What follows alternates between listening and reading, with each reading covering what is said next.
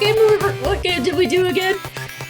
Nostalgia? We just finished Nostalgia. Oh yeah. Yeah. Hello, everybody. Welcome to the lunch break. Hello, hello! We are here to have some good times. Yeah. Without the booze, because Reese made it really sound like we were drinking. No, We're not. Yeah. sorry. No, we're not.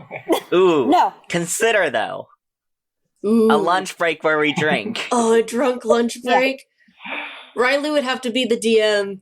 For I one, was gonna because he say doesn't Riley's drink, the but only- two, also, we need someone to No control one us. DMs in a lunch break. No one Yeah, DMs no, in a lunch lunch break. break. A moderator. A drunk game.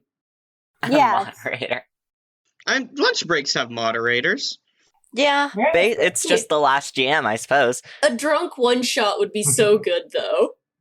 A drunk one. Okay, you're not telling me a drunk one shot with this D&D campaign would not be hilarious with this D&D world, considering. It has to be an episode where our characters are also drunk. Exactly, that's what You know, I'm like the saying. beach episode? Well, this is the bar episode. Yes. Yeah. Anyway, before we get into the D&D stuff, let's really quick. Nostalgia. Yeah, we just finished Nostalgia. For our listeners, we are planning on doing a D&D episode next, but as we do in our lunch breaks, we will be covering the last season and then going over prep for the next season. So, yeah. Okay. I forgot if I was going to be in the next season or not. I think we were. Wait, was it a yes or no? I don't remember. I'm just completely. It's up to you. No, we already have a guest star lined That's up. right. Sorry, Matthew. That's but- right. We might have multiple guest stars. Yeah, I invited Matthew to be a guest star at some point. Yeah, I was like, we Okay, can at have some point. multiple. Yeah. I just didn't know if I didn't think it was planned yet, so. Okay. No, so not really. We just talked about, Yeah. like, hey, Matthew, if you ever wanted to come My- be in a game I DM, you're absolutely Yeah. welcome. Yeah. You're always a Yes. treat to have around, you know. I was so scared for a second that I had just straight up thought that No, man. of that entire interaction. Nah. I was like, oh no, I didn't need to invite myself. You're No, fine. Matthew, you're red. I actually have a question for Okay. Matthew. How does Okay. it feel to have been involved in a campaign for the whole story arc? Yeah. Yeah, you were Yeah, you it were was- barely even a guest star for that. Yeah, you were like a whole thing. Gee, that was really fun. I really enjoyed that. Yeah, I always love doing sessions and like doing campaigns and stuff. And I feel like a lot of times they fall through. So it is nice to have this podcast to actually be able to complete a story arc Yeah. and not Mhm. get 1/3 of the way through and then just everyone's I like, feel oh that. well, suddenly my schedule changed, and then Mm-hmm. not I speaking feel- from experience whatsoever. That's the entire reason we started this podcast, so that we had a reason to keep coming together. Yes, that's Yeah. literally what happened, and now it's one of the many things I look forward to, just in general.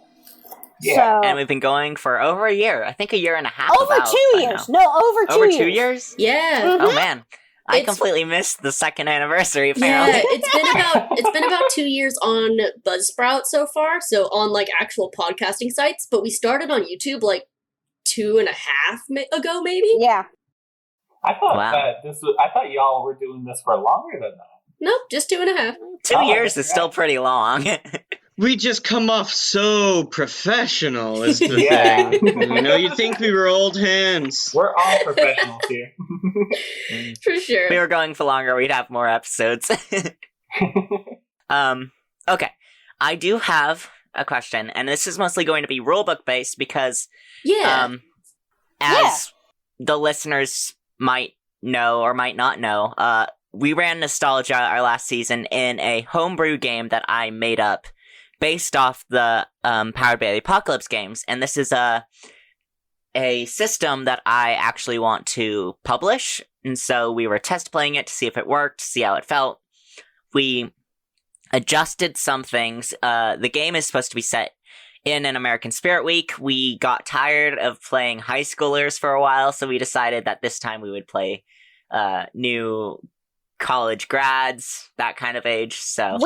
I think we established that we weren't actually tired of it. It was just something different. We were like, Same thing, essentially.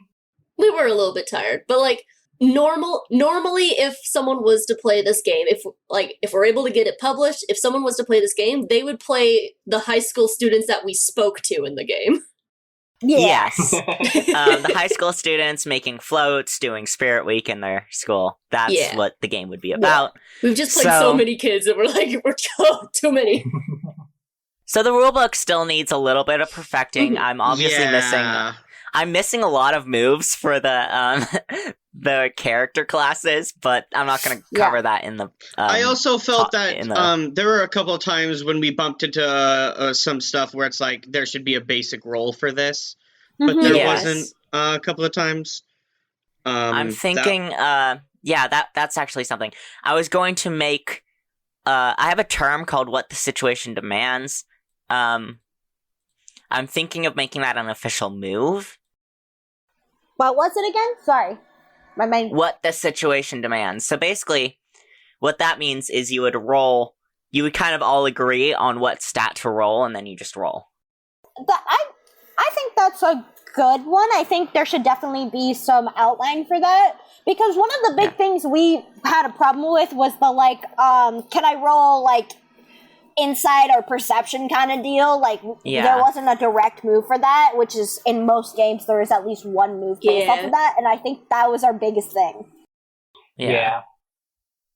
It's tricky because, like, a lot of systems like that have had, like, decades of work and stuff. Where, like a D&D, it's been around since, like, 19 whenever. And that's something I picked up. I've been playing Tremulous, and Tremulous has a perception move, but instead of it being based off of, like, how good you are at singing, it's based off a luck roll. So, because it's kind of like luck whether or not you'd be able to stumble across something. Yeah.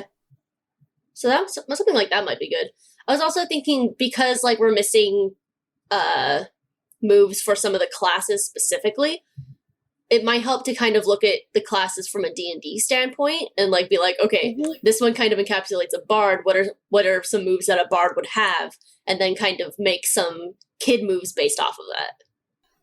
I actually think it reminds me a little more of Delinquent Heroes more than Bard, because the Delinquent Heroes is also meant to be more so for teenagers, where D&D is like a very much kind of more so fantasy adventure they're setting. all powered by the Apocalypse games. That's why. That's another thing, but I'm saying D&D can also be it doesn't have to be fantasy. I know there's built-in classes. But I'm saying that one has more for that, and it's more focused on that. I'm just saying from a meta standpoint of creating the class itself, is like the classes in all of the Powered by the Apocalypse systems are very specific to the game itself. So you can't just be like, oh, would this be what are all the classes from? Would this be a Nova? No. This is not Nova. The characters in this are not a Nova. No, I know what you mean. But I will say Rowan really did get it, especially considering the nostalgia was like a whole point. It was supposed to be high schoolers. I actually really liked the class choices were so good. They were really good. Like, I thought those were so on point. And the fact that I really liked the way you did the stats, where you were like, I think it needs to be worded clearer, but the fact that you put them in negatives or positives, I thought that was so funny, considering I was able to move Dares to a -1 jump, even though one of his class moves required it. Yeah, and that was something I really wanted to get across, because high schoolers are all in that stage of, like, figuring out who they are. Yeah. So, the shy kid is not always bad at, like, athletics, and, like, the perfect kid is not always the smartest one, kind of thing. You know what would be interesting? If Nostalgia had something that was kind of similar to, Babes in the Woods, where you can do a move that you don't have, but you have a negative to it, and kind of like, I had another example. That could work. Like in,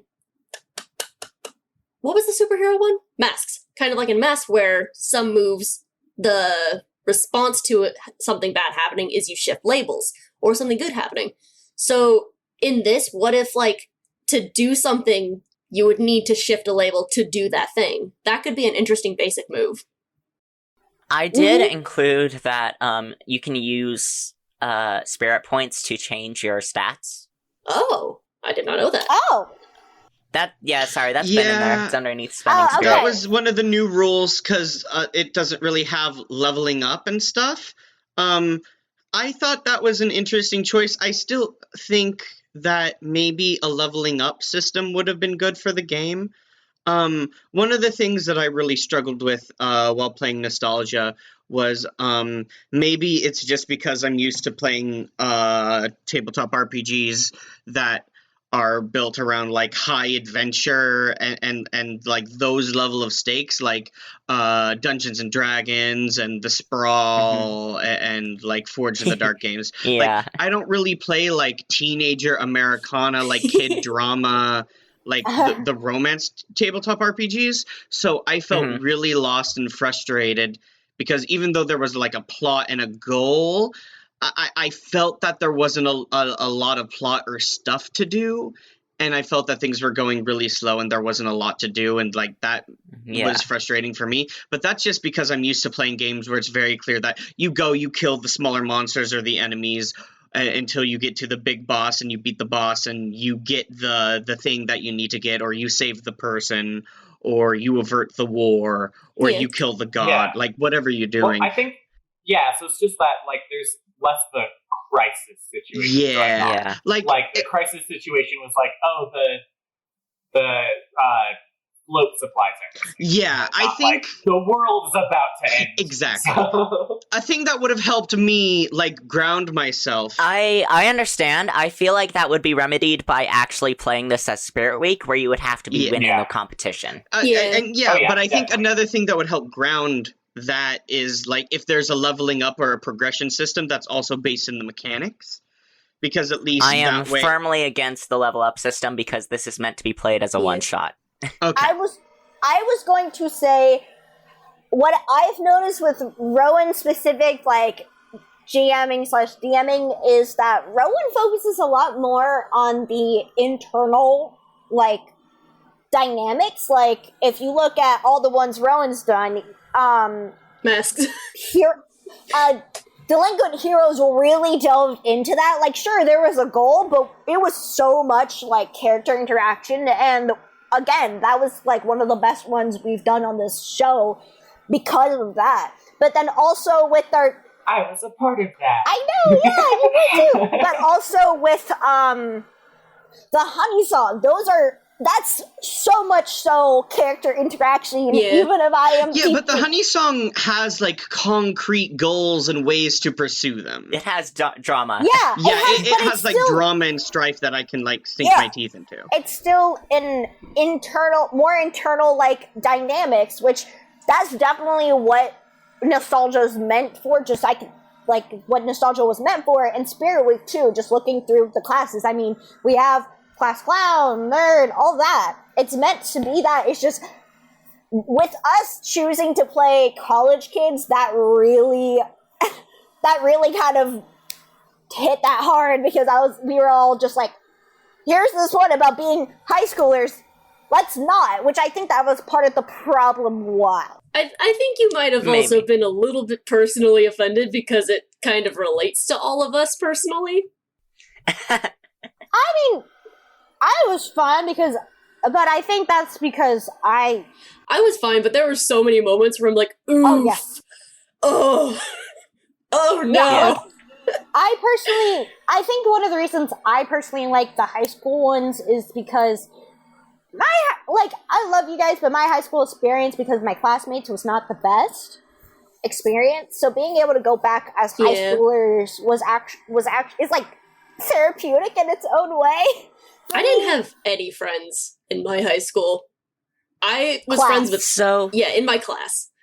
Yeah. I was friends with you guys. Before we get into these, like, in-depth, personal, emotional issues here, I just wanted to say, Riley, I understand what you're coming from, and that is something I will add to the rulebook now that you've mentioned it. Yeah. A place that explains how to add, like, because if you're playing it as Spirit Week, how to add things like competitions and games and that sort of, like, that sort of mechanic-wise goal, it sounds like you'd prefer. More concrete goals, ways to pursue them, and like stakes, because that was what I felt was missing. Kind of going back to Babes in the Woods. They have like mini pre-made plots that you can do, and like it gives you a lot of leeway to kind of do what you want in it, but it gives you a kind of story to follow if you don't want to make something up yourself. So you could include something like that. I did also, if you don't want to do leveling, I did also like the idea of using the spirit points to do something to your character sheet. So maybe like you could do a thing where if you use more points, you can like add a new move, like specific to your class. So you would get like level up things. So like creating a new player move, because the player move is the one everyone makes individually. Mm-hmm. Or you can take one from another class. It would be a thing that all of the players agree on together. So like if someone's like, hey, your character really did a lot that season, and I think they learned a lot, maybe they would take this move. And you could everyone could be like, all right, use 3 spirit points, we give that to you. And I think another thing adding on to that is, an example I'd really like to use is how Tessie really, like, she was considered, like, the shy kid, but she really, like, was able to kind of go out there, and she was like a sneak kind of deal. And I wanted her shyness to be based more around social anxiety toward others than her being shy towards her friends. Because, as someone who is was shy and very private, I'm very outward and going around like you guys and everything, and in certain situations. But outside of that, like, that's the extent of it. And so I didn't want to just paint as like all shy people are like completely socially inept all the time forever, or that like if you're shy you're just you lack the ability or lack the desire to have any social interaction, because I didn't feel that was accurate. So I wanted to give Tessie, like, she loves her friends and can communicate well with her friends, but like that's it. But as I was saying, as an example is how Tessie was able to connect more with some of the people that even my very extroverted character wasn't able to. I think that could be like, I think there should be a possibility using the spirit points that, like, an example is your character suddenly gains popularity from this one thing or another. Change shy kid to something else, like to a different one, because in the story it's changed. So instead of leveling up, like I said, you still gain those leveling up properties, but it's more so shifting because of the dynamics that happen. Instead of just, this is what we're aiming for to level up, it's more storytelling, really. Yeah, I would steer clear of changing your class, because it's a short, it's only in 1 week. Kids don't change entirely who they are in 1 week, but I think taking moves from other classes is a thing that you can do, because you're learning new skills. I would argue no one changes completely who they are in 1 week. Yeah. Not just kids. It takes a lot of time to change. If anyone could do it, it would be kids, but they don't do it. It would be Zuko. Exactly. Stop! You be quiet. Stop that! How dare you? Zuko changed overnight. No, he did not! Well, he was sick for a while, but He had a whole long, beautiful character arc. You be quiet. It was across the entire plot. I was about to say, how dare you? Don't insult Zuko! Zuko changed his class like 4 times. I'm more just referring to him finally making a good decision and then just catching the flu because of Okay, that angst coma is still the goddamn funniest thing I can ever think of. Anything else that you feel is like really broken or really needed in the Spirit Week rulebook? We already mentioned clarifying the stats. I would say more consequences to fails. Like, there were a few, but I didn't really feel like if I failed that it was horrid. Like, an example, like... To be fair, I'm a really nice DM. No, yeah, but I do think because teenagers can do some really dumb shit, and I think, like, an example is, like, my character literally did something so dumb he died beforehand, but, like, that could happen based off of the character. That shit happens. So I think there should be, like, some consequences, like, heavier consequences, like... Yeah. Heavier. Oh, I just noticed that Use Your Eyes and I Know This One have the same consequence for rolling 6 or below. That's In which one? fine. You don't Which have to put that one? on the top of your list of things to do, but maybe try and change the consequences so that they're different. Okay. Yeah, I'm not sure what it would be, but that's an idea. I think personally, like, I had lots of fun throughout this, so I don't want to criticize or anything. No, go ahead. I'm asking you to criticize. I think the biggest thing is that the player move is a little too broad. Being able to be like, hey, so just make whatever moveset you want, and the DM just has to confirm it. Because when I was making that, it kind of caused two things. One, when I was trying to come up with a move, it was really hard to kind of think of a move. When you have the options of everything, it's really hard to come up with something. And also, I feel like the move that I made was a bit broken. If I'm being completely honest, just being able to just be completely invisible is, I feel like, a little bit too strong. And so, like, I feel like having a way that you can regulate it a little bit more, I feel like that might be. I do agree with idea. Matthew on some points, like maybe instead of each player writing a complete or a unique move at the start, like there could be a series of options or something like that to guide that.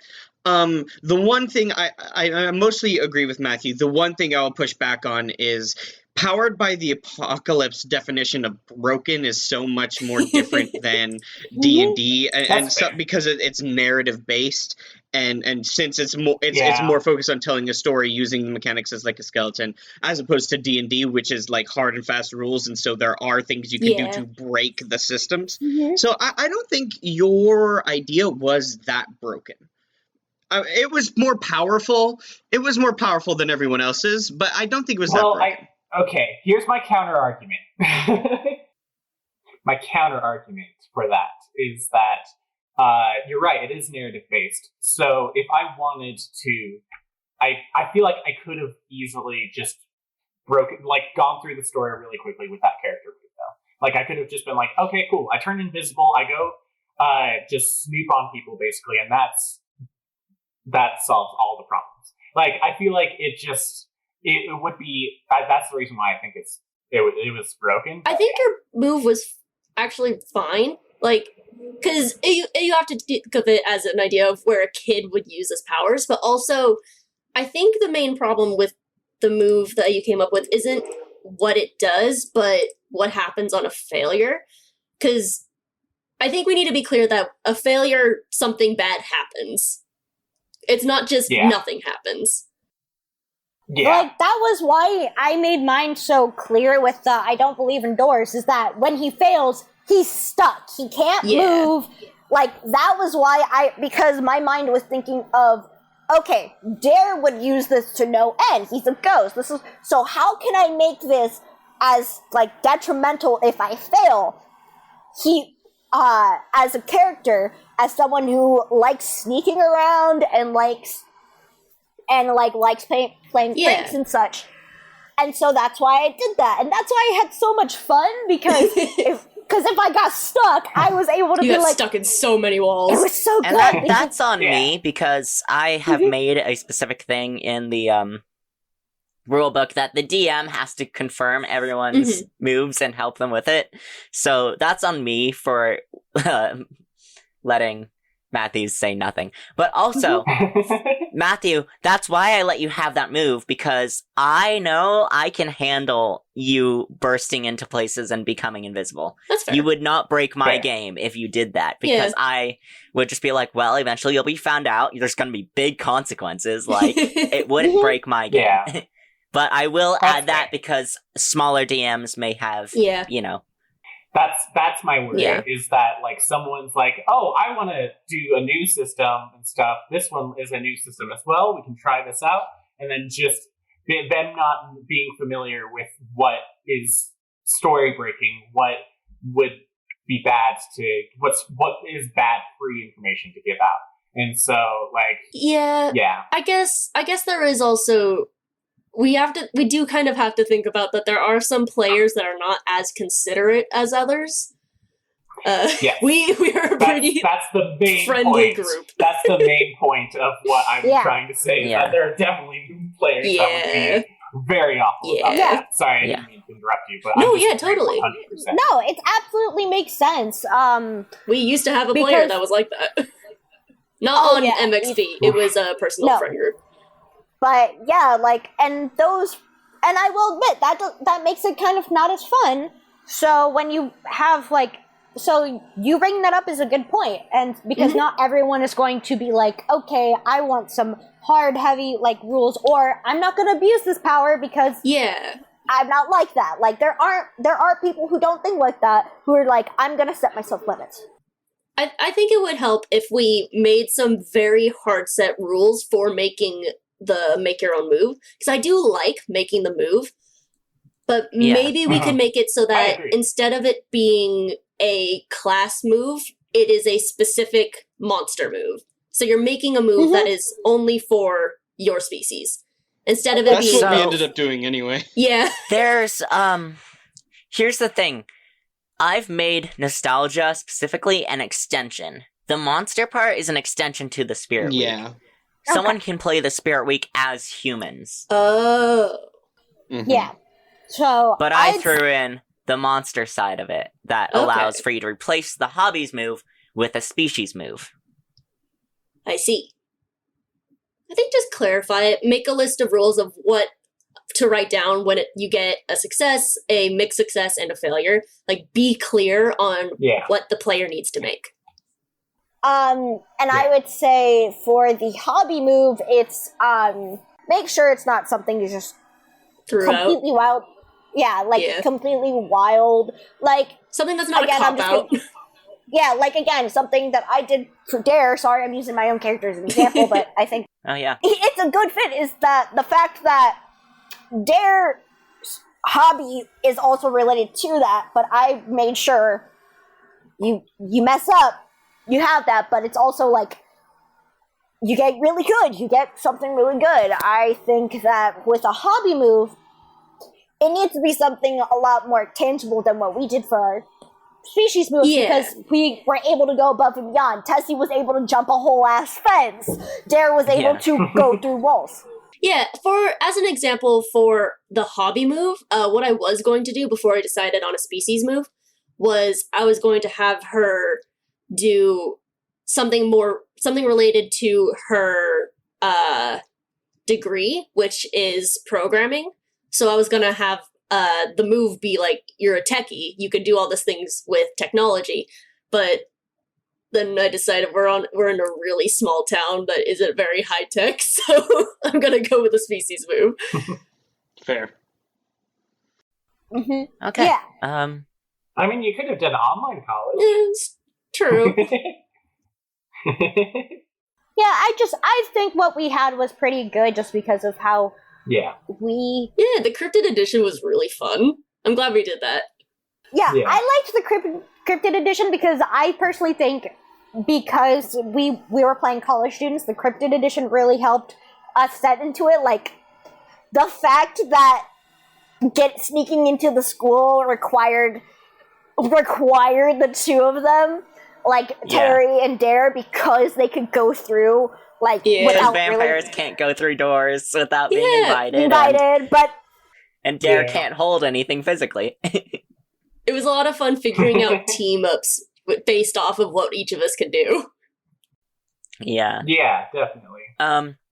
One other thing I wanted to ask is, in a lot of these Powered by the Apocalypse, system, like rulebooks and stuff, they have, examples made by their, test games and stuff. So I'm wondering, could I possibly use your character sheets as examples in my rulebook. Yeah. Sure. Absolutely, Yeah. go for it. Yeah, especially because you made this and you can be like, hey, this is an example if you do this. Yeah, and if you ever need to bounce ideas or have us read through it and proofread it, just tell us. Yeah. Yeah. I just wanted to ask about the characters because, there is a Yeah. high chance that anyone who tries to play this game will start with the example characters. So, Use Okay, Rosie! let's go. Use Dare! Oh my gosh. Dare! It's so good. Okay. all right Sure. then. Yes. Is that all for this rulebook then? I I think for so. rule If anyone has books? anything more to say on the rulebook, but I think we're good with that. Riley had some questions, I think. Oh yeah, I always ask everyone to prepare some questions for the DM during the lunch breaks. Yeah. I'm I currently think just scrolling through the rulebook to see if we missed anything. I completely forgot about that. Not But we can go more into like story stuff instead of the rulebook stuff now. I mean, I've been I'll busy. forgive you this once, Matthew. This is also my first time, so I have excuse. Yeah, it's your first lunch You know break. what? You've made a strong argument for me not forgiving you. You had one chance and you blew it.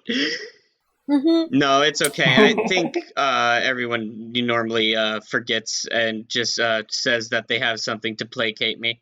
So you're good. I actually have something because Oh my gosh. You know what would be so cool?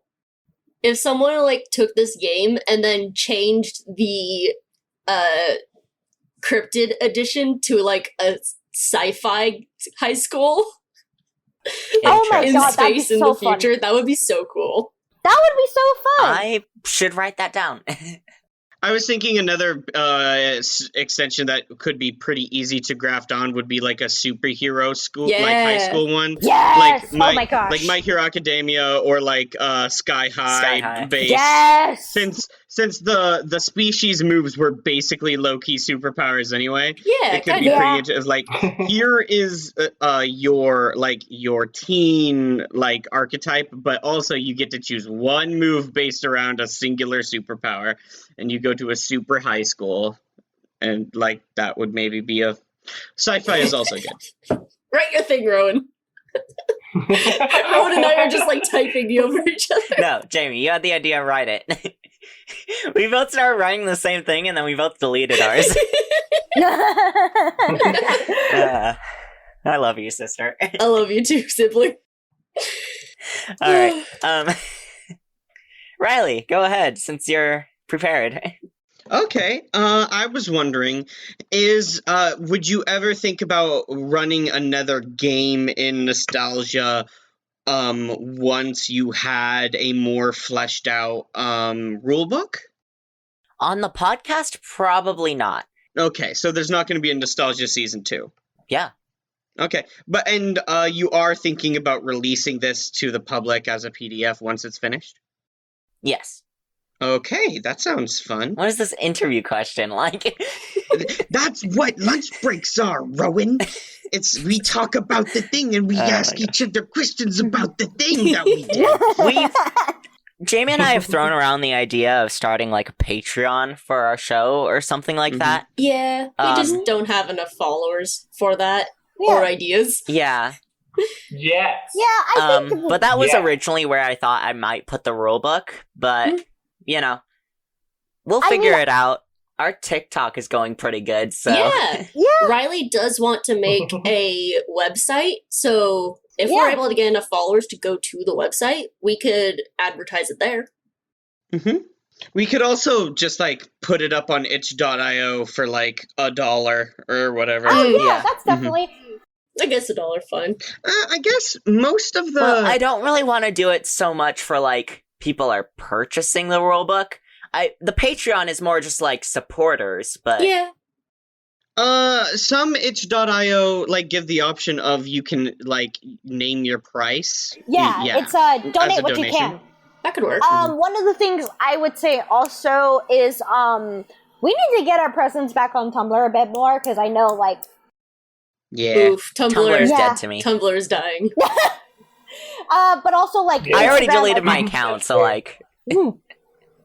but I think like just in, I would say like the kind of more little known Twitter. How about Twitter? I Reese, think can you do Twitter? No. Why would we go to Twitter's Twitter? because Gross. Twitter has a big. Twitter's great. I did make a Twitter account. I guess I can probably add you as a moderator on it. I was gonna say, just I could probably do the Twitter, especially because I keep pretty up to date with a lot of the Twitter memes and such. Oh, you know what you could do? Oh, Hmm. you and I are re-listening through the podcast. So Yes. what we could do is we could do what we're kind of doing with TikTok, where I've been uploading little clips from it. You could upload But just do funny quotes. little quotes from it. Oh, absolutely. I'm very good, especially considering how often I send messages of the quotes Yep. into the Yep. chat, because we have some really good ones. Let's that just don't make the get Twitter our new Tumblr, so like we'll post art Yeah. and whatnot to the Twitter I that way. think that's also really good too. Yeah, I think that would be best. Yeah. Um, Because it's kind of hard to do the art on the TikTok. Man, I need to record more Rosie videos. I need Mhm. to record some Dare videos. That just requires so much makeup. So much makeup. I need to get more than 3 hours of sleep. Oh Oh no! no. Big mood. Oh, I do have a question. For Rowan. This is Yes? nostalgia related. Okay. In the finale, you said that like we were so close to finishing, it would be like 20 more minutes, and then the next week when we got together, you're like, "Well, I added more plot." What was it gonna Yep. be? What was the last 20 minutes gonna be before you added the new plot? Let's see. What had you gotten to when I said that? We had just gotten to Cricket, I think. Gotten to Cricket. Yeah. We were just about to go up the stairs to go to Critic. Right. Yeah. Yeah. Okay. So Cricket's quests with the items were what I had added. So Ah. originally it was just gonna be Cricket gives it to Before, us. you would have found Cricket with the machine and all the stolen supplies, and probably would have convinced them to like return the stolen supplies or whatnot, or maybe gave in and just let them keep them. But yeah, I had the idea because I wanted items and spirit points to be such a big thing in Nostalgia Town or in the Spirit Week rulebook that I was like, Mhm, all right, that's fair. item quest it is. My question for actually Matthew. Oh, hi. What compelled you to, what specifically compelled you to put a teacher's pet as Terry? Okay, so I think that was a while ago, but I think the main thing was that like I wanted to play a character that I could relate to at some level. I know why you chose it. Why did I choose it? Religious trauma. Mm, Oh goodness. tasty. Oh my gosh. Too close to home, too close to home. Am I wrong? So that, oh my gosh, so there was this, you know that TikTok where it's like, oh, good night people? Yeah. Daddy With, like, issues, yeah, girls etc. on the Yeah, phone. someone did that with D&D Mhm. characters, and I always play clerics, and then they said religious trauma for clerics. I was like, listen.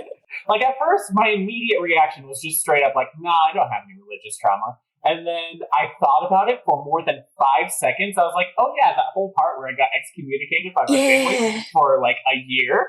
Anyone in the LGBT community in a religious family has a little bit of religious trauma. At least a little bit. Yeah. Little bit. Everyone except Riley coughs in LGBT. Matthew has it worse. Matthew's family was Mormon. Oh no! Well, my extended family was, not my immediate family. Oh Well, that no! was the we reason, were, right? We were Mormon. My whole family was Mormon, and then we left the church like when I was in like 7th or 8th grade. My extended family's mostly, well,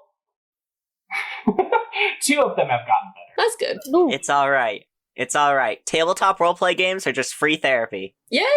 Fair. Yeah, But yeah.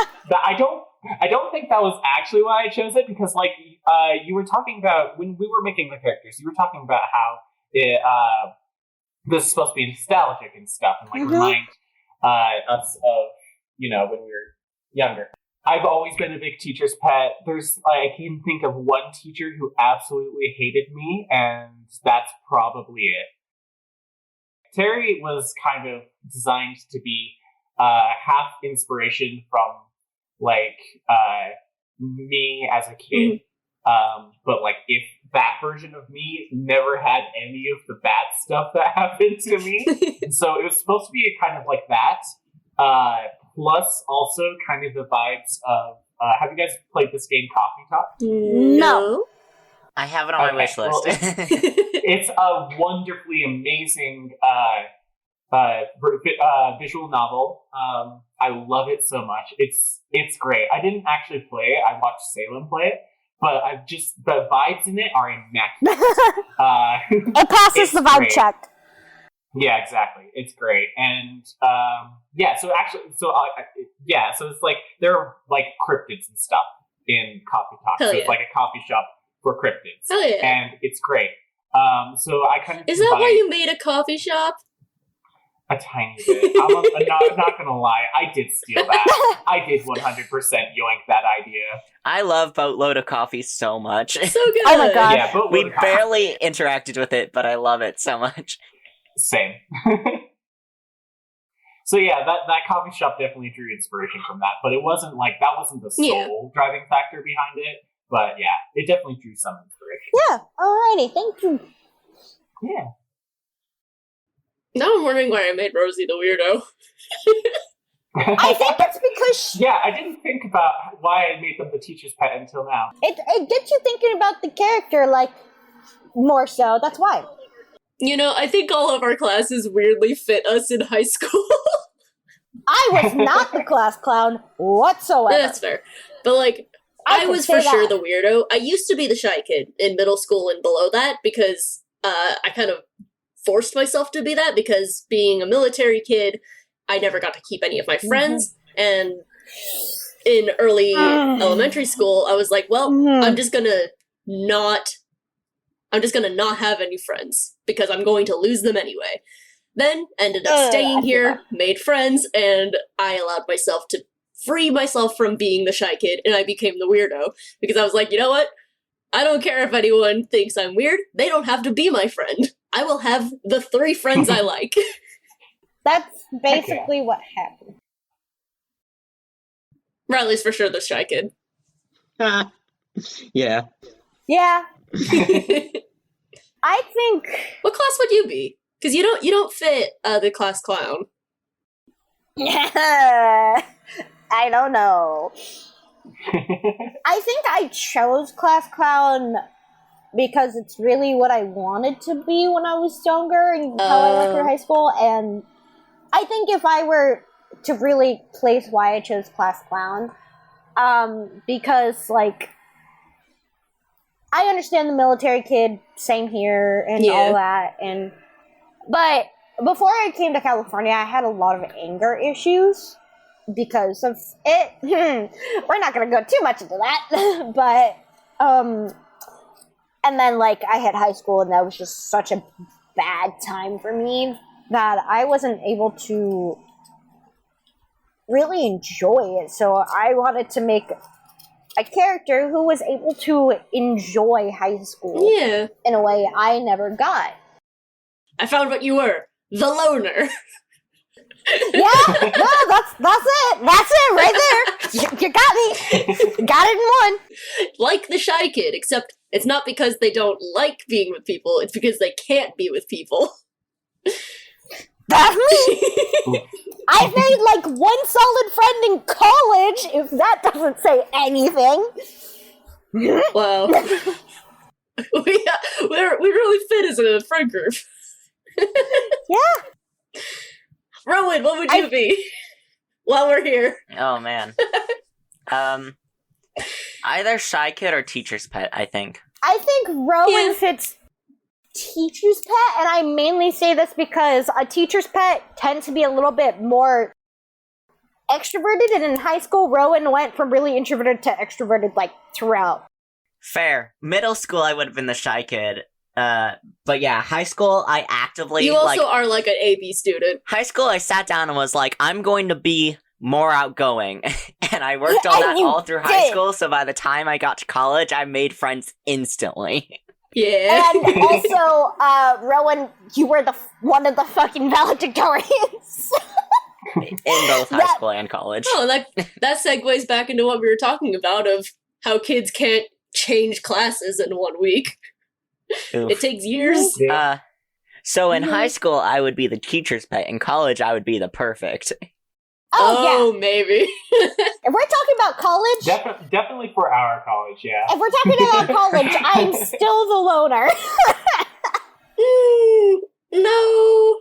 I honestly have no idea. I feel like so I definitely was the teacher's pet. Mhm. But I don't think I was in college though. Because I definitely like in college that's a completely different story because I argued with my teachers a lot. Though, to be fair, a lot of cliques and stuff don't really happen in college, so that's why this That's is like right. specifically high schoolers. That's so Yeah. weird. Yeah, valid. I can still say I'm the loner because in college I've only made one solid friend. I don't know. I was gonna say you might be the rebel / troublemaker, not in like No. a I'm gonna fuck shit up kind of way, but in the fuck the government kind of way. Okay, that's not college related. That's life related. Listen, That's fair. my favorite Cave Town line might be, "I don't care about the government, and I really Yes. need a hug." Yes. That's good. That is a good. That The is a best good Cave song. Town That's line. a good song. Ugh. So, thank you all for playing Nostalgia. I really like how it turned out. I felt like, I really like the story and like role play based games more than the stat games, at least for Yeah. me running them. Yeah. So I'm really glad that you all played along. And Riley, I know you prefer to have some level of suspense and like danger, but The danger came in Just- the finale when with the laser. Yeah, I You really had think a you can moment. tell too. I feel like we all like kicked into like 11th gear in that last Oh, yeah, last definitely. recording. It all Especially came because we together. were all like, Roman, you're dropping plot on us in the finale. We have to get this done I in know 20 that we minutes. like panicked. We were like, Literally though. I know, I'm sorry. I always end up having to rush my last episodes, and I'm sorry about that. It wouldn't be fun otherwise. Man. But That was that's good. just because y'all don't like me I leaving on cliffhangers. don't. So. Fair. That's one of the things though that like, again, I really like how you go through and you're like, okay, here I'm gonna make you go oof because you're calling yourself out in some way. Like, that's what I've noticed a lot. Like, just because when we got like both Delinquent Heroes and with this one is really also the Honey Song, but that's in a different way. The Honey Song's in its own different way.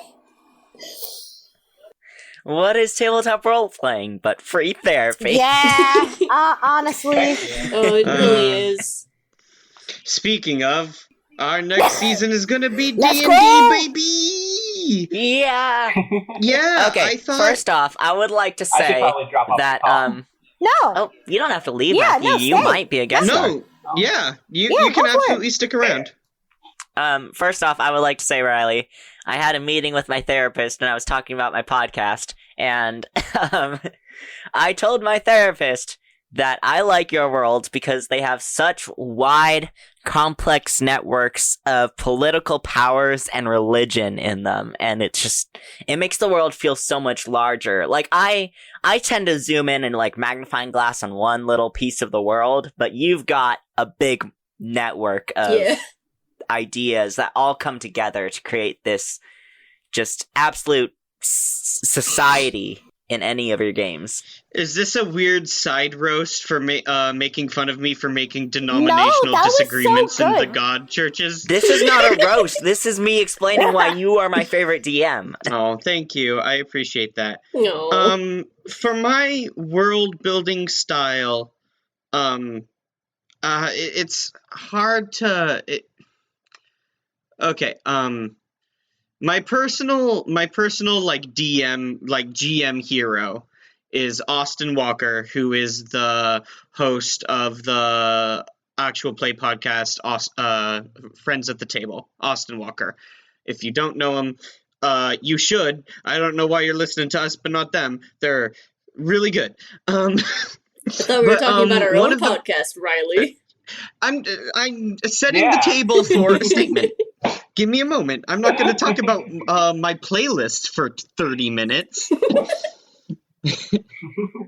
But one of the main tenets is that he always mentions is draw maps and leave blank spaces. And when I come into like world building, what I like to do is I want anything and everything the players to do to be something that they can like leap into and interact with and flesh out the world with, or that they feel is fleshed out so that they can approach it. So whenever I start planning a session, I always try and think about like how to set the stage so that the players will always have something to interact with and play with. And from that, one of the main things that I enjoy about tabletop games are faction systems, and coming from someone who's and religion. coming from someone who's very interested in religion and has some questions and things that I like to like wrestle with. That means that I always focus on setting that stuff up first, and I always, when I go into world building, I have these documents full of questions that ask me questions about the setting and the different areas and stuff like that. And to me, it's so much easier for me to answer those questions and sit down and think about what the world is like, so that when the players come in and go, I would like to be this kind of character and be involved with this kind of people, I can go, absolutely, here's the stuff that would be related to, here's how these pieces can fit together, here's some of the people that you can go talk to, here's some of the stuff that you'll be dealing with and the groups that we can bring in that relate to that. I find that so much more easier than thinking about like characters in a vacuum, if that makes any sense. Like I will much rather tell you what the religion in space is like and who you answer to in space than think about like what an asteroid miner's day-to-day life is like. I would much rather be like, all right, well, here's the company, and then the players tell, you know. Like, well, I guess just leave the asteroid mining to me then. Considering you wrote a book about that. Yeah, it's just different types of writing. I like our creation, campaign, DMing. There we go. That's the word I was going for. Eventually found it. Different types of DMing for different people. I'm not sure what my DMing style is, considering I've only DM'd Toys R You so far. You haven't DM'd on our show. What? You haven't DM'd on our show. Yeah. No, I did Toys R You. Yeah, but that's still like a small one-shot. Yeah. I'm so scared to DM like an actual story plot. That's literally, especially because I've really only done something off a screen, and I still definitely need to work on that. Like, yeah. Also, my DMing styles between the first Toys R You and the second one were so drastically different. Because in the first one, I wanted to let you guys have free reign. I made the world. I tried to kind of do it the way Riley did, where I set up everything and I placed major characters around the area. And I let you guys go wherever you wanted, and the plot would change based off of that. But it would still have the same ending, because everything points towards the same ending. But then you guys wanted to go find Santa, who I didn't plan for, because Santa's not coming. I just want to establish, you can't open up the story with a no-win scenario and then establish there's a magical god-like savior character who I was and trying then not to hint expect was not us to coming. go, yes, of course. What we gotta do is the situation may be bleak, but if only we can go get Santa, a person you've established is very real.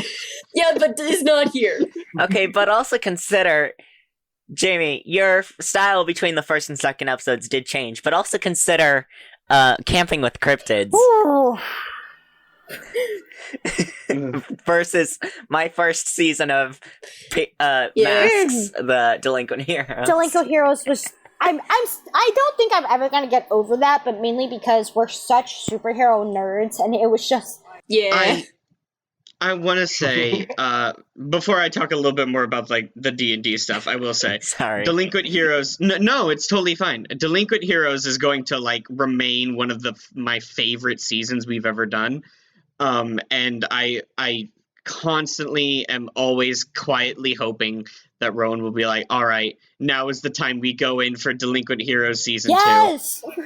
We will. Yeah. Don't do this. Just I line up seasons because you and I switch off, and then I always hope that maybe, Jamie or Reese will do one in between, but if they don't have one ready, I'm like, all right, I got the next one ready. I've got, like, 3 generally set, but I haven't known if I'm going next, so I've kind of got them just on the back burner and not finished yet.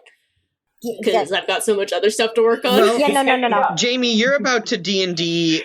You're about to D&D. You're about to run a Fate D&D campaign with us, so that'll be good practice. And I will. And I'm going absolutely. to, and that's going to be terrifying, but whatever. That's why I'm already... Yeah, I'll give you all, it's a little training ground, and then we can take you to the big stage. But yeah, so I also have another Patrons game that I would like to try in a different system other than Masks, just to kind of add some anthology in there and try out different things. Me too. As adults, I also have Ruma, which we put off for a very long time, which I'm also fine with, because that needed to be rebooted a little bit. I'm also planning on doing one in our Delinquent Heroes verse patrons. That one's going to be a bit heavier, but I think part of that was because it's so that's why I'm kind of putting it off more, because it's like this year's been harsh, and I think part of it is like my whole fuck the government thing is why I made it. So that's why I'm putting it off. Not because I'm not excited for it, it's that it's been hard, and this is more me being very kind of cynical and bitter towards the government, but I don't want to throw that onto y'all. That's exactly the same reason why we paused doing Eden's Grove season 2 and why it hasn't, and what the episodes that we did do hasn't come out yet, because it was in a very dark, existential, like difficult place that before 2020, I felt in a more comfortable, safe space to be like, let's ask these questions, let's play with these themes, and let's come to something. But then during 2020, I'm like, the more I feel the villain is right and should win, the less I feel comfortable with us doing Eden's Grove season 2. So let's put this off for a bit. For the listeners, us players do want to go back to Eden's Grove, but Riley is a little hesitant, as he just said.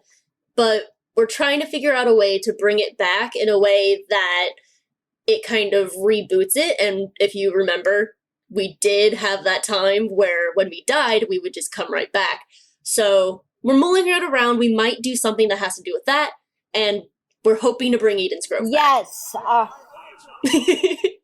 I also don't want to throw out the secret Forbidden Vault episodes of Eden's Grove season 2 that we've already recorded, because I did think they were. I do think that they got to an important place. They're my least favorite episodes of Eden's Grove. That's exactly what I'm saying. We could do the in-world reboot of, we get to keep the previous stuff. We'll edit out things that were like, this is not in the right season, the mindset of what we want for the show. We'll take those out if they're not essential to the plot. We get to keep everything that we did that was essential and good, and we have the characters go back. And maybe some of us will remember, some of us won't, but we'll get to continue. The point is... The point being, Eden's Grove might come back with episodes that are a year old. We will have to table set with that. But not soon. Yeah, like, I would also like to say that's one of the things why, like, my patrons is just very much not a lot of problem of mine. And I've developed a lot more than I originally was hoping for the villain, that I think mine would become a season, and I don't want to put, like, again, when maybe not so heavy, like, I think once, the whole world thingy goes away a little bit, aka gets handled better, then I could really bring it in, because I do want to have this conversation, and I think it'd be good for the listeners, but not when we're all stuck at home. Yeah, right in the middle of it. Yeah. Mm-hmm. So, yeah. But it sounds like Riley's got a very high fantasy to lift our spirits as high as the fantasy can go. You know, there's something I would have liked to do bypass system, but I don't feel that we've earned it yet. So we have to wait. And so. Also, you have to rework what we're called. Oh, that's we need to think of a guild name. that's more specifically for the June Weekly area. Yeah.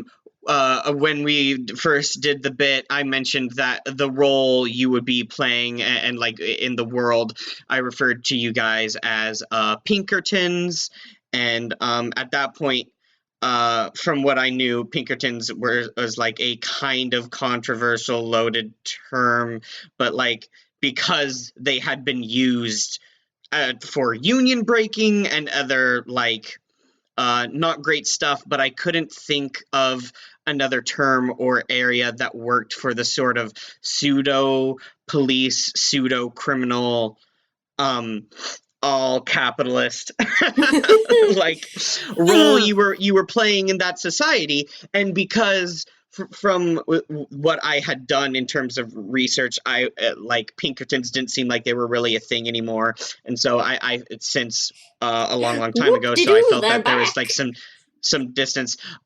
Very recently, it's come out about Pinkertons are a thing, union busting at Amazon and other really unfortunate stuff, and so knowing that, I felt less comfortable about having you guys be called something that is so like currently right on the precipice of like everyone's minds as being related to like class warfare pretty much. So I was like, all right, let's think of something else, or maybe we just you're basically mercenaries, who cares. But I don't think that really needs me to reboot the whole bypass system thing. I just need to think of a different term.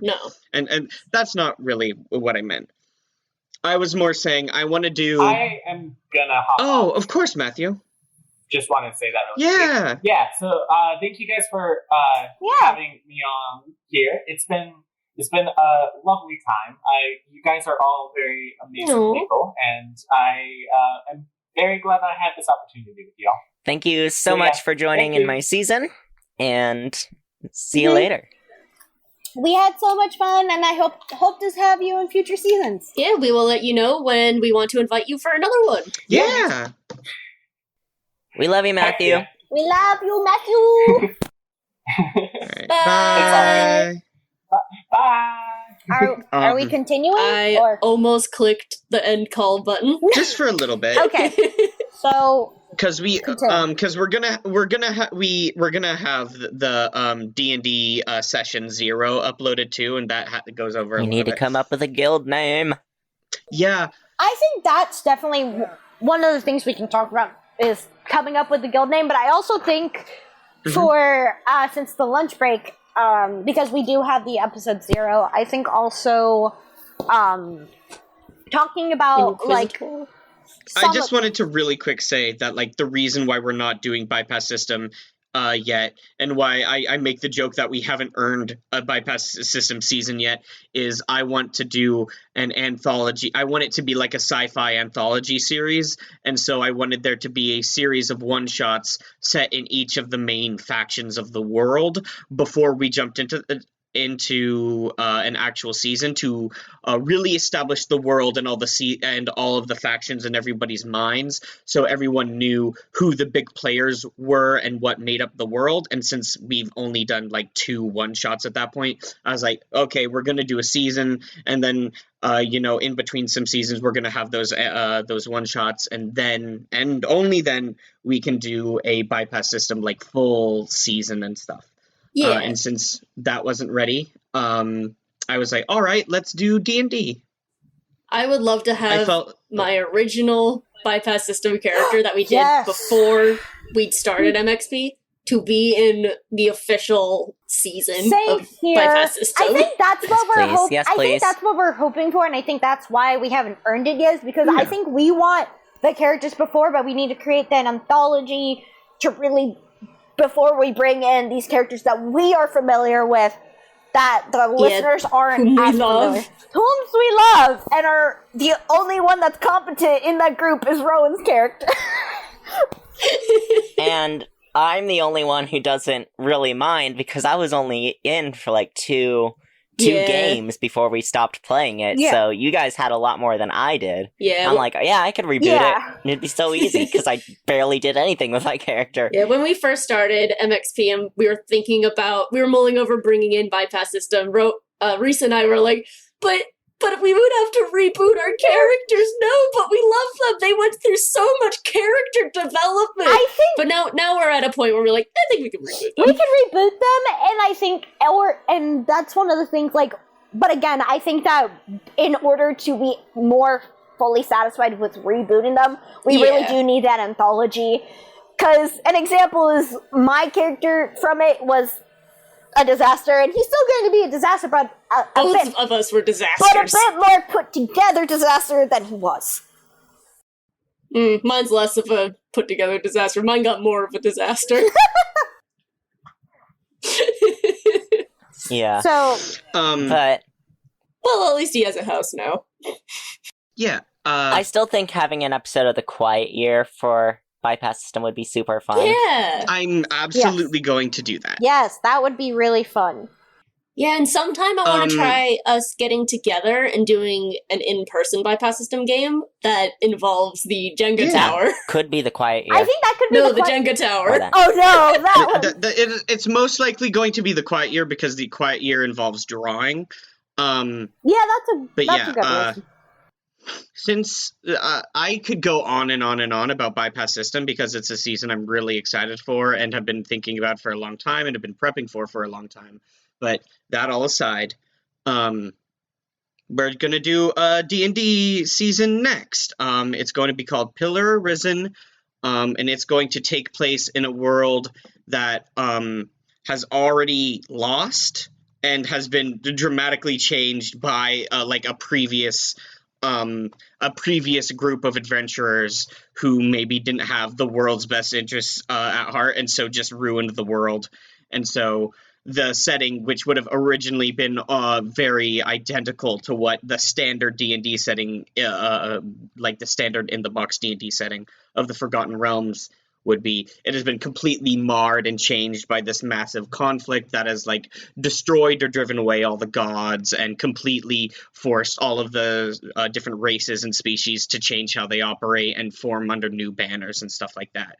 So that's going to be the basic idea of And it. a lot of this is covered in episode 0. Yeah, all of this is going to be covered in episode 0 in more detail. I just thought D&D would be a good season to have because, one, it's high fantasy, so high adventure, so it'll be, real fun and more upbeat than our normal stuff, but not exactly like a comedy one. And also because we are getting a lot more listeners jumping on, I thought D&D is a good jumping on point for a lot of people because while we are an actual play podcast, most people don't know about the other tabletop games and will tend to not listen to actual play podcasts because they don't know what game people are playing. And if they don't know the system, they're less inclined to jump in. And since we're getting more eyes on us and everything, I thought a D&D campaign, which, people are more familiar with, people that know tabletop games know D&D. It's the big standard of the genre. I figured it would be a good way to bring in a bunch of listeners so they could kind of see what we're about now that we've had a couple seasons under our belt. And yeah, We have a better idea of what we're doing compared to when we first started this. But I still cringe at the thought of camping with cryptids. I love and I'm camping so with glad cryptids. it's not on.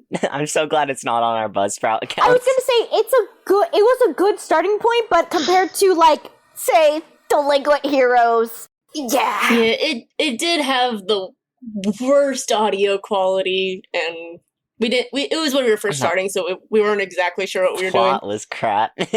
But the characters were so good. The characters were good. I didn't know what I was doing. I didn't even have a plot. I was making it up like episode to episode, and it was so bad. I But miss the characters were great. I agree. Sage. I don't. The characters were great. You don't, but I think that's because we didn't get your nemesis. Jones was bad. We didn't get your nemesis. Riley made the chosen one, and then he regretted it. Yeah. Because the character I built was built for a different campaign than the one Rowan ran. Yes. We should have communicated on that a little bit more. And that was something I realized. That's why I'm yeah. like, I want to make a new one, but scrap my story, keep the characters. Yeah, we've also noticed that, like, this is kind of going back to how each of us DM, but don't make a character that has a family member or something that Reese or Rowan would also have to DM. Which is such a shame, because those are the playbooks I'm always the most interested in. That's like, And all I'm right, so sorry. here's your character, and now come up with a bunch of NPCs to give to the DM so that they can hurt you emotionally with them. Like, those are always the ones that I'm like, oh, hell yeah. I think that's why I did Tiago for third stringers for Riley, because like Nari was just like, oh, I can just give her cute roommate that's Yeah. really easy to play, versus Tiago's just like, I have a lot of family and religious trauma. Yeah. I'd love to bring the title of Camping with Cryptids back, but I want to do it in a way where it's not too close to Eden's Grove, Yeah. but it still satisfies a little bit of that more action-based instead of story-based, because, yeah, I want to keep some of the I concepts. don't need it to be entirely action-based, it just... The problem with No, Jones... but I do. I want to make it pretty Monster Hunter-y, but just not in an Yeah. Eden's Grove way. Yeah. Yeah. I think, Riley, what you really do need for, I would say, if you were going to continue with Jones, is you could keep the I don't think we're gonna continue with our characters. Yeah, but No, we're not gonna. I love Angeline. The but problem with Jones was that I built him thinking the campaign would have more combat in it, and I built him thinking about combat roles and stuff like that. So like I built Jones to be kind of. And that was back when we were trying to balance our parties. yeah, we don't do that. I mean, Yeah. I still suggest that we balance parties, and that's still a thing I consider and care about. But like, when I built Jones, I built him to be like the damage dealer protector unit, and then a little bit along the way, Rowan was like, I've decided now that we're not going to be really killing the cryptids. It's going to be more about helping the cryptids and everything, and more narrative and stuff. And that literally made everything Jones had completely useless. His entire sheet was built for a thing that we would no longer be doing in the campaign. And personality-wise, he was built like I could not find a good justification for him to continue to keep endangering his family or agree with the stuff Angeline was doing, and it was getting really frustrating for me to play someone that could not use their sheet and could not use their character. Like, Jones was literally a lame duck in every single sense of the word. I think and it wasn't fun. Riley, if you were to play a chosen one character, like if Camping in Cryptids, I think it should be, if we were going to do something... The playbook wasn't the problem. I would just make him, like, Healy and more, like, sway-based. Yeah, just reboot the characters as well. No, what I'm saying with that is, I think if you really, like, really do want to do that with Camping in Cryptids, I think a good one would be, hold on, let me say the word. Would be the fact that... I'm just going to bury Jones. I'm not going to play Jones again. No, I wasn't thinking of that, but I'm saying what came to mind, like, an example would be, like, making an example would be making a chosen one that's like, I don't want to do this, and trying their damnedest to get away from it. Actively trying, but then anytime something comes up, they're like, God damn it, because they're the only ones really, like... That was the original pitch for Jones, and also it kind of was the pitch for Duck Newton from the Adventure Zone. So, yeah, not doing that in any sense of the word. I mean, that's just one that, like, I personally like that's becoming more popular is the reluctant hero, just because I think I really like that. Damn it, I have to save the world, and I'm not happy about it, but no one else is gonna do it, so... And I think I would say... I think that if I were to really do my first one that wasn't super heavy, I would definitely do something with Ruma, because I have a lot of knowledge about all that jazz, because I've taken a lot of classics classes. And also... Yeah, part of me while I was doing Ruma was I realized this might not be the best game for me to run, because you guys would run it so much better, but I still love the plot that I made for it.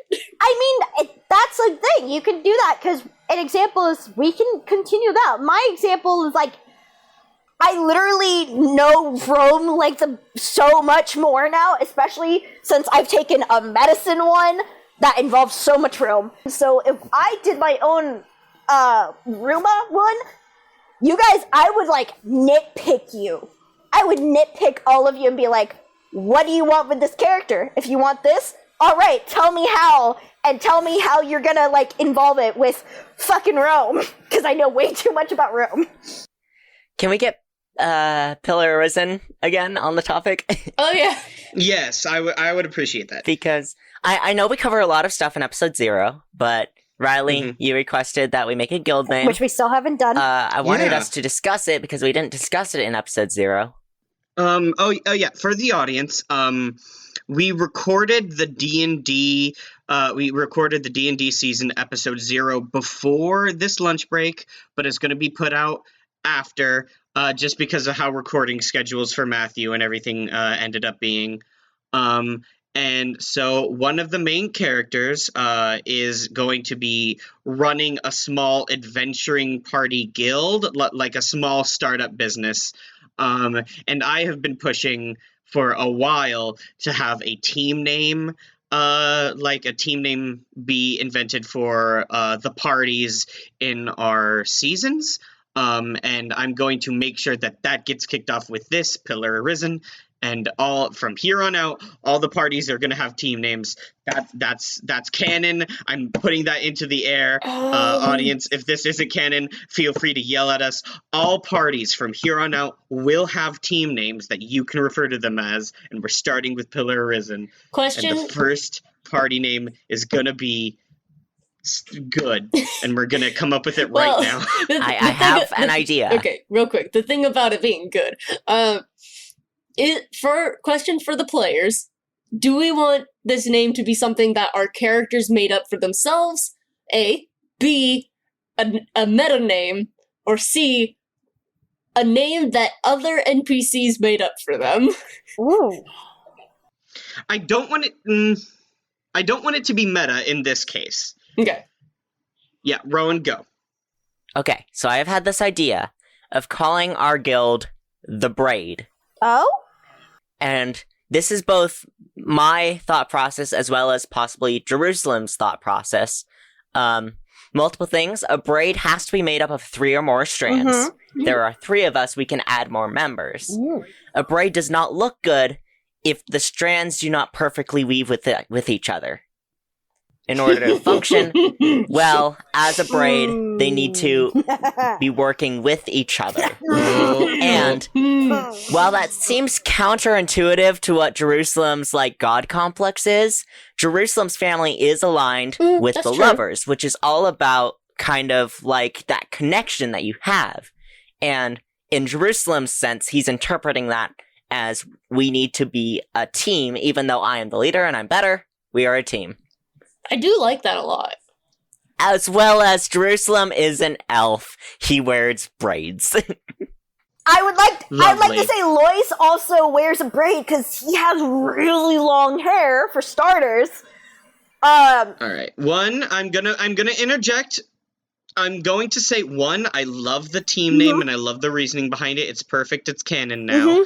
2, y'all are saying a lot of character and NPC names that no one has any context for at this point. I know. So let's try and avoid that so much. Also, the cat is attacking the Christmas tree. I'm going to be right back. I would like to say, for the audience, my character, You guys can hold on for just a moment. You'll understand. Go listen to episode 0 and come back and listen to us explaining why we chose this team name. How about that? We're back with a kitty. I was just imagining your characters insisting on braiding my character's tail because she's a horse. Yeah, no, like, one of the things I was gonna say that's not, is that my character, the fact that you're, like, saying that for your character of the me, myself, and I, and two others, but also, like, in regard to that, is also something, like, while D&D is definitely gonna have us fight stuff, because Riley has been saying to us that, one of our characters is very much is probably gonna die at some point due to, health. That's not even about combat. That's just about a character having literally no hit points. But I'm saying, also the fact that our characters are just I really like it because of how we've set up our characters. Really kind of does show that yes, we need to work together, but at the same time, it's like the Mexican standoff, I think is the proper term, where they're all just pointing at each other, waiting. Yes. If you thought Delinquent Heroes was a dysfunctional team when they first met, you'll be excited to see this team. You guys, Phoenix is our most functional team, and I say that it didn't start that way. But no. I say this in regards also because Eden's Grove, because of what happened in season 1, it just like it's really they're having a tough time. They fall in and out of being functional. Meanwhile, Phoenix just needed to like get a little needed to rev its engine. We were functional in the finale.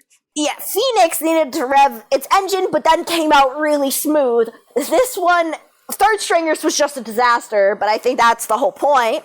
That was still fun. It was wonderful, but it was just a big disaster because that was the whole point.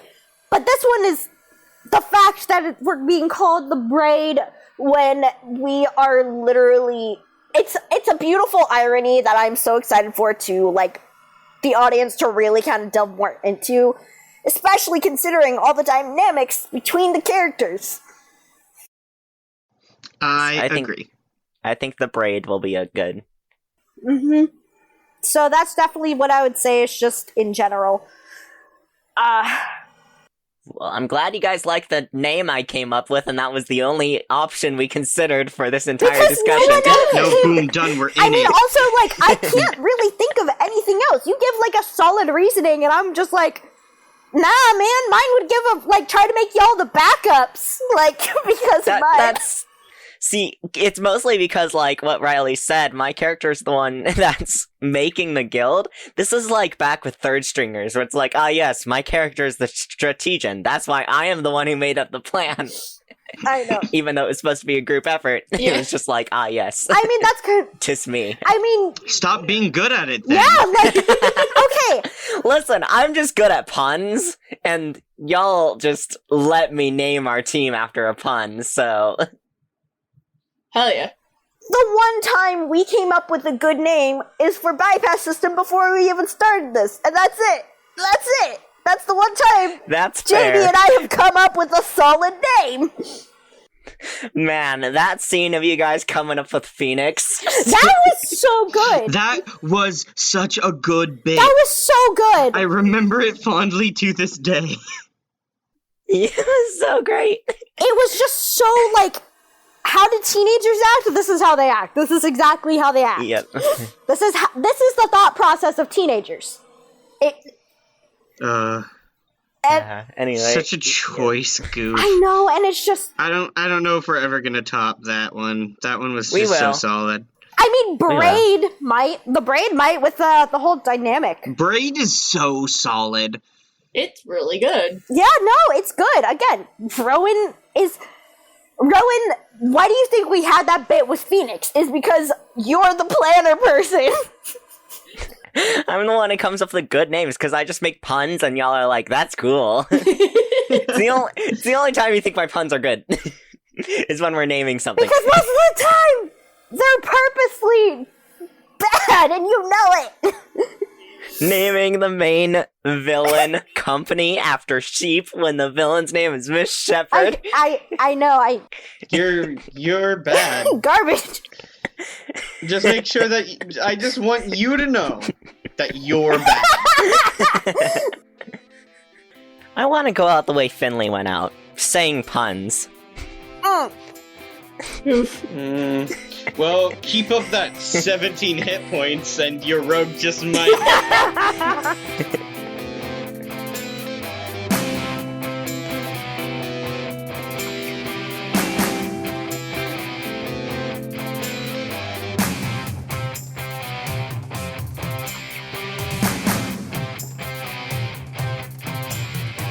Hey Mark Experience listeners, it's end credits time. I know you love hearing this part, but I like to remind you guys that you can find us on Tumblr, Instagram, and even TikTok. And if you like to buy the music, you can buy it all at markexperience.bandcamp.com. We also have a constantly growing collection of merch at redbubble.com/people/mark-experience, where you can buy posters and shirts and stickers and all that. If you want to support your favorite editor and musician, you can head over to my Ko-fi account at ko-fi.com/Jamie Remy. That's spelled JAMIEREMY. Mark Experience can be located basically anywhere podcasts exist now, so you can listen wherever's easiest. See you next episode!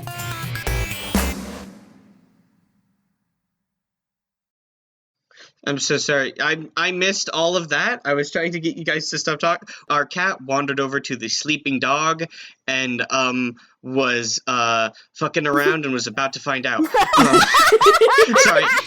Jamie, edit that out. Edit that out. No, that was wonderful. I don't want swears. I don't want my swears on this podcast. Why? No one can know that. And I don't want this whole segment. The point is, I was trying to get you guys to stop talking because my attention was fully gone because Wink had crawled up onto the dog bed and was like placing her face on the dog's face while the dog was like waking up. And I was so like ready for Yolo to bark at her. But Yolo growled and Wink wandered off, and I think we're good.